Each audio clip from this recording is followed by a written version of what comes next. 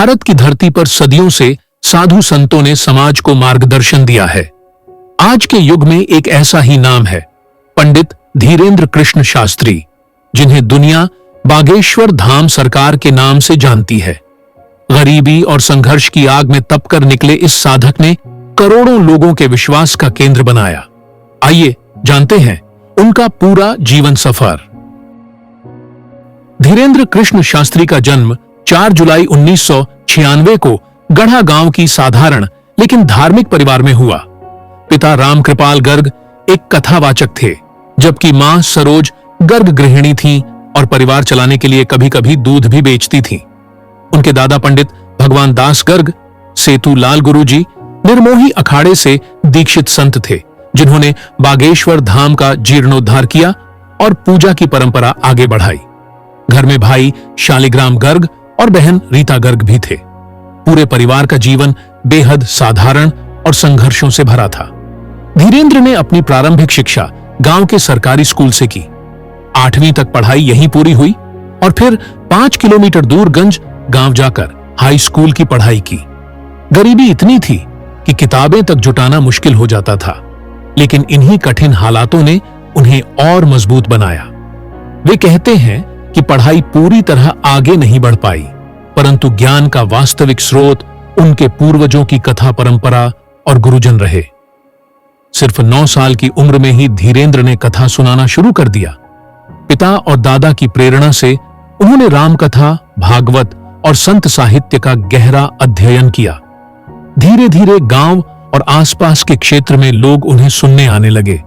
किसी ने सोचा भी नहीं था कि यह साधारण परिवार का बेटा आगे चलकर लाखों करोड़ों भक्तों का मार्गदर्शक बनेगा। धीरेंद्र कृष्ण शास्त्री ने रामभद्राचार्य जी और अपने पारिवारिक गुरु सन्यासी बाबा से साधना की शिक्षा ली। यहीं से उनकी आध्यात्मिक शक्ति और आत्मविश्वास बढ़ा। उन्होंने प्रतिज्ञा ली कि जीवन केवल धर्म प्रचार, समाज सेवा और भक्तों की सेवा में ही समर्पित रहेगा।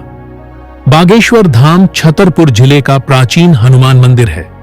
यहीं हर गुरुवार और शनिवार को दिव्य दरबार सजता है। भक्तों का मानना है कि धीरेंद्र बाबा उनकी समस्याएं बिना बताए ही लिख देते हैं, चाहे वह बीमारी हो, पारिवारिक परेशानी हो या मन की उलझन। इन्हीं दरबारों ने उन्हें लोकप्रियता के शिखर पर पहुंचा दिया। धीरेंद्र कृष्ण शास्त्री केवल कथा और दरबार तक सीमित नहीं है। उन्होंने अन्नपूर्णा रसोई से लाखों लोगों को भोजन कराया, गरीब कन्याओं का विवाह कराया और बच्चों के लिए वैदिक गुरुकुल स्थापित किया। उनकी समाज सेवा ने उन्हें लोगों के दिल में जगह दिलाई। जहां लाखों लोग उन्हें चमत्कारी संत मानते हैं, वहीं आलोचकों का मानना है कि यह सब केवल मानसिक तकनीकें, मेंटलिज्म ट्रिक्स हैं। रैशनलिस्ट श्याम मानव ने उन्हें चुनौती दी कि उनके अलौकिक शक्तियों को वैज्ञानिक परीक्षण में साबित करें। बाबा ने यह चुनौती स्वीकार नहीं की, जिससे मीडिया में खूब बहस छिड़ गई। फिर भी उनके भक्तों के विश्वास पर इन विवादों का कोई असर नहीं पड़ा। आज बागेश्वर धाम केवल छतरपुर तक सीमित नहीं, देश विदेश से भक्त यहां आते हैं। सोशल मीडिया पर उनकी कथाएं और दरबार लाखों लोगों द्वारा देखे जाते हैं। संघर्ष के कच्चे घर से लेकर अंतर्राष्ट्रीय पहचान तक का सफर, यह केवल आस्था, भक्ति और आत्मविश्वास का परिणाम है।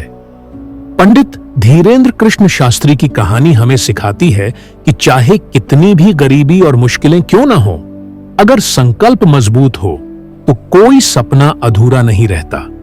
संघर्षों से निकला यह युवक आज बागेश्वर धाम सरकार है, लाखों करोड़ों दिलों में आस्था का प्रतीक।